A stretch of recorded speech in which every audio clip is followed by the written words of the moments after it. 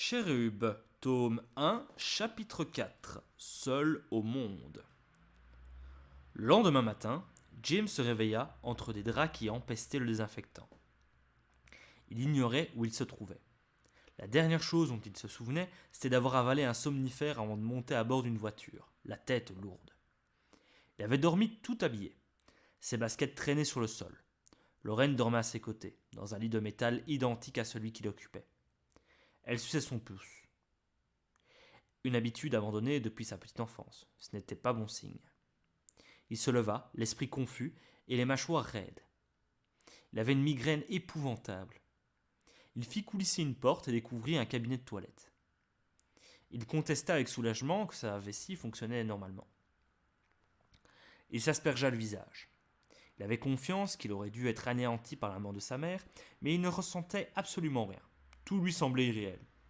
Il avait l'impression de se regarder agir de l'extérieur, comme s'il était assis devant un poste de télévision. Il écarta un rideau, jeta un coup d'œil par la fenêtre, et aperçut des enfants qui couraient en tous sens. Sa mère l'avait fréquemment menacé de l'envoyer en pension. À l'évidence, son vœu avait enfin été exaucé. Au moment où il quitta la chambre, une alarme discrète retendit dans le couloir. Aussitôt, une jeune femme aux cheveux violets vint à sa rencontre. Bienvenue au centre Nebraska, James. Je m'appelle Rachel, comment te sens-tu? Il haussa les épaules. Je suis vraiment désolé pour ce qui est arrivé à ta mère. Merci, mademoiselle. Elle sourit.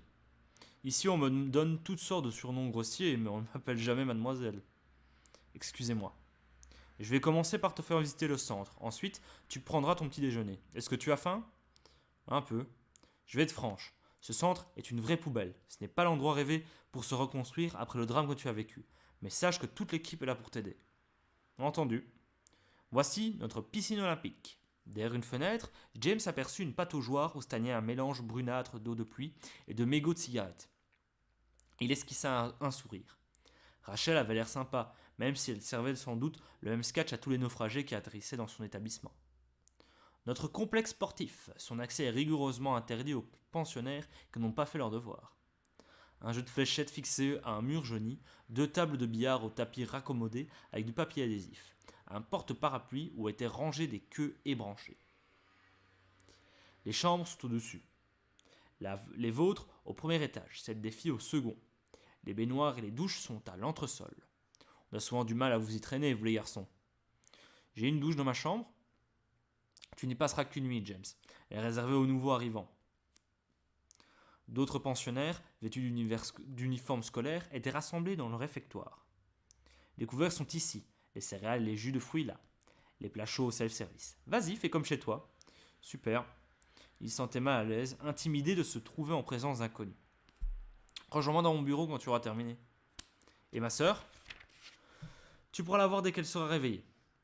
James se servit d'une assiette de Frosties et s'assit à une table inoccupée. Les autres pensionnaires l'ignoraient. L'arrivée d'un nouveau n'avait apparemment rien d'exceptionnel à leurs yeux. Rachel était pendue au téléphone. Son bureau était couvert de dossiers et de classeurs. Une cigarette se consumait dans le cendrier. Elle raccrocha et tira une bouffée. Elle vit le regard de James se poser sur le panneau interdit de fumer. Oh, ils ne peuvent pas me mettre à la porte, dit-elle. Nous sommes déjà en sous-effectif. T'en veux une? James était scandalisé qu'un adulte lui fasse une telle proposition. Je ne fume pas. C'est bien. Ces trucs-là filent le cancer. Mais je préfère vous en offrir que de vous faire en voler dans les magasins. Trouve-toi un endroit où t'asseoir. Mets-toi à l'aise. James ôta la haute pile de papier froissé sur une chaise et s'installa. Alors, comment te sens-tu? Je crois que le somnifère qu'ils m'ont donné m'a un peu assommé. Ça va passer, ce n'est pas ce que je voulais dire. Comment te sens-tu par rapport à ce qui est arrivé à ta mère? Il haussa les épaules. Pas très bien. L'important, c'est de ne pas ruminer d'idées noires. Un psy va te recevoir. Mais tu peux parler à tous les membres de l'équipe, même à 3 heures du matin. Comment elle est morte?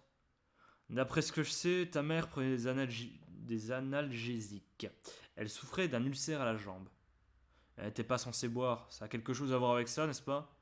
Le mélange a plongé ta mère dans un profond sommeil, et son cœur a flanché. Sache qu'elle n'a pas souffert, ça peut te consoler. Qu'est-ce qu'on va faire de nous? Je crois que vous n'avez pas de famille. Juste mon beau-père, je l'appelle oncle Ron. La police a contacté l'année derrière. J'espère qu'ils l'ont jeté en prison. Rachel sourit. Nous avons échangé quelques mots. Si je comprends bien, ce n'est pas le grand amour entre vous. Tu t'entends bien avec Lorraine? Pas mal. On se dispute 10 fois par jour, mais je crois qu'on ne peut pas se passer l'un de l'autre. Aux yeux de la loi, ta mère et ton beau-père étaient toujours mariés, même s'ils vivaient séparés. Ron est le père de Lorraine. Il obtiendra automatiquement sa garde s'il en fait la demande. Nous ne pouvons pas vivre avec lui, c'est une espèce de clochard. Il ne souhaite pas que Lorraine soit placée dans une institution. Légalement, nous n'avons pas de recours, sauf en cas de maltraitance. James, il y a une chose qu'il faut que je te dise. Il comprit aussitôt de quoi il se retournait. Il ne veut pas de moi, c'est ça? Je suis navré. Il fixa le sol et s'efforça de ne pas abandonner à la colère. Si finir dans un orphelinat était un sort peu enviable, être confié à la garde de Ron était bien pire encore. Rachel fit le tour du bureau et serra James dans ses bras. Je suis vraiment désolé. Il se demandait pourquoi son beau-père tenait tant à obtenir la garde de sa demi-sœur. Combien de temps il nous reste avant d'être séparés? Ron viendra la chercher en fin de matinée. On peut vraiment pas passer quelques jours ensemble? Ça peut être difficile à avaler, James, mais différer cette séparation ne ferait que rendre les choses plus difficiles. Vous aurez toujours la possibilité de vous rendre visite. Il est incapable de s'occuper d'elle. Maman faisait tout à la maison. Lorraine a peur du noir. Elle ne peut pas aller à l'école toute seule. Ron ne s'en sortira pas. C'est un minable. Ne t'inquiète pas, James. Nous effectuerons des contrôles pour nous assurer qu'elle est bien traitée. Si ce n'est pas le cas, nous prendrons les mesures qui s'imposeront. Et moi, je vais rester ici? Oui, jusqu'à ce que nous trouvions une famille d'accueil. Des gens qui ont l'habitude de recevoir des jeunes gens comme toi pour des périodes de quelques mois. Il est même possible qu'un couple s'attache à toi et décide de t'adopter. Combien de temps ça prendra? Nous manquons de famille d'accueil en ce moment. Quelques mois au minimum. Tu devrais passer un peu de temps avec ta sœur avant l'arrivée de Ron. James regagna sa chambre et secoua gentiment Lorraine. Elle s'éveilla, se frotta les yeux, puis se redressa lentement. Où est-ce qu'on est? Demanda-t-elle. À l'hôpital? Non, à l'orphelinat. J'ai mal à la tête, j'ai mal au cœur. Tu te rappelles de ce qui s'est passé cette nuit? Je me souviens que tu m'as dit que maman était morte et puis on a attendu l'ambulance. Après, je crois que je me suis endormi. On t'a fait une piqûre. Le médecin indique que tu t'en sentirais un peu bizarre à ton réveil. C'est ici qu'on va vivre maintenant? Ron va venir te chercher un peu plus tard. Juste moi? Oui, juste toi. Je crois que je vais vomir. Et posa une main sur sa bouche. Il recula. C'est par là, dit-il en dessinant une porte coulissante. Lorraine surgea vers les toilettes. James entendit des sons écœurants. Elle toussa un peu, puis actionna la chasse d'eau. Au bout d'une minute, il frappa à la porte. Tout va bien? La petite fille ne répondit pas. Il entra. Elle sanglotait en silence, accroupie sur le carrelage. À quoi va ressembler ma vie avec papa? James la serra dans ses bras. Elle avait toujours été à ses côtés et il réalisait à quel point elle allait lui manquer. Ayant retrouvé son calme, elle prit une douche, puis, comme elle était incapable d'avaler quoi que ce soit, ils s'assirent dans la salle de jeu. Le centre était désert. Les autres pensionnaires étaient partis pour l'école. Ces dernières minutes, passées ensemble, furent douloureuses. James chercha vainement des paroles propres à soutenir le moral de Lorraine et à rendre la séparation plus facile. Mais elle gardait les yeux rivés au sol, martelant les pieds de sa chaise du talon de ses Reeboks. Ron fit irruption dans la pièce, un cornet de glace à la main. Lorraine prétendit qu'elle n'avait pas faim, mais finit par l'accepter. Sa gorge était serrée.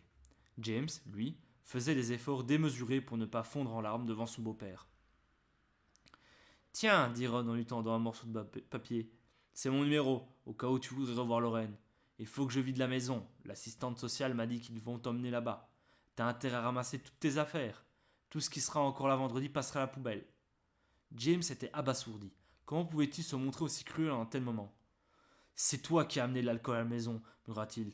Tu l'as tué. Personne ne l'a forcé à boire. Pendant que j'y pense, tu ne vas pas t'imaginer que tu verras Lorraine très souvent. James était sur le point d'exploser. Quand je serai grand, je te tuerai. Je le jure devant Dieu. Ron éclata de rire. Ouh, je suis mort de trouille, James. Attends un peu que les garçons du centre t'apprennent les bonnes manières. Il est grand temps que quelqu'un se soit en charge. Sur ces mots, il saisit la main de Lorraine et la traîna vers le parking de l'orphelinat.